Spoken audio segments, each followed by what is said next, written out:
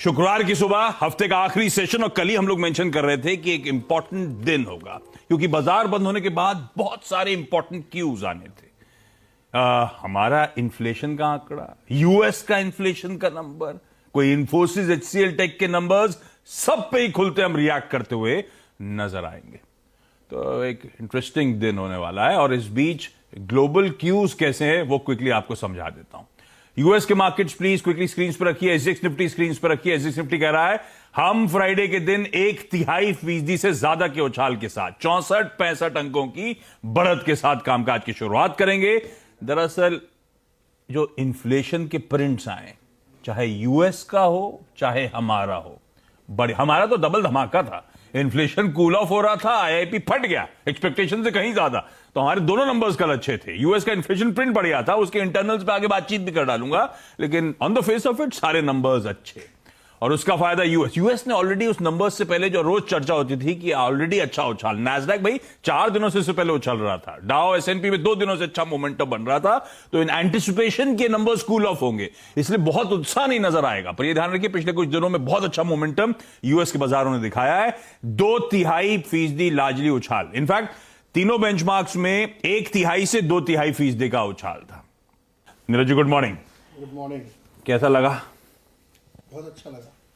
हाँ बिल्कुल bang on था। हाँ 6.5 हाँ 5.7 एग्जैक्टली वैसे ही जैसा हम लोग कल चर्चा हाँ कर रहे थे।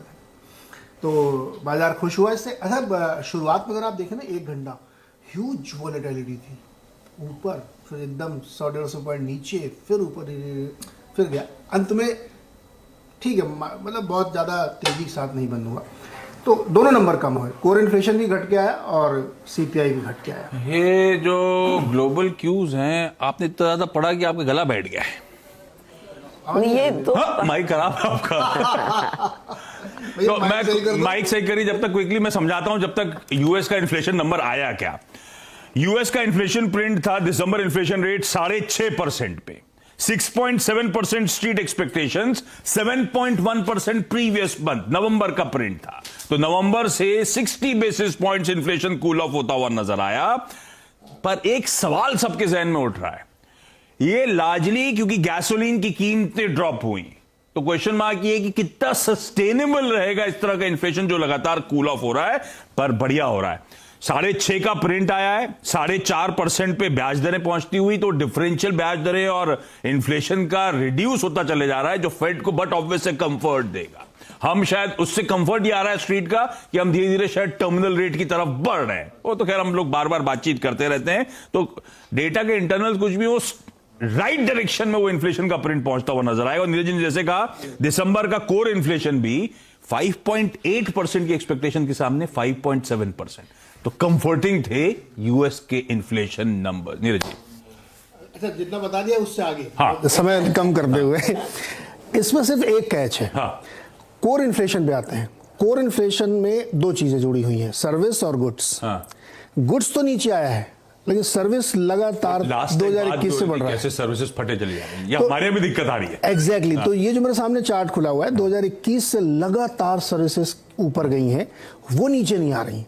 अब इसमें थोड़ा सा लोगों को ऐसा लगता है कि चूंकि गुड्स के हम लोगों को दिख रहे हैं, अगर ये सर्विस वाला नहीं रहेगा तो हुआ। और अगर मैं कोर इन्फ्लेशन में जो तमाम जो वेरिएबल्स हैं, एनर्जी, इन सबको जोड़ दूं ना, तो एक्चुअली ये ऊपर जा रहा है।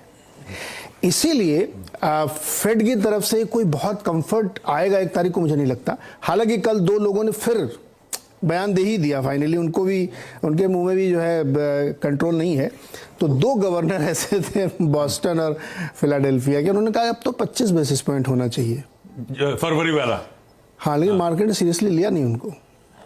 पर अब मार्केट के 25 फैक्टर नहीं कर रहा, अभी तो अभी 50, फरवरी के भी 50 फैक्टर कर रहे हैं। 50 फैक्टर है अभी, वो 25 की बात 25 की तरफ मूव करने की बात हाँ, कर रहे हैं वैसे। लेकिन मार्केट उससे बिल्कुल कन्विंस नहीं, खुश नहीं है, और 50 मान के चलिए।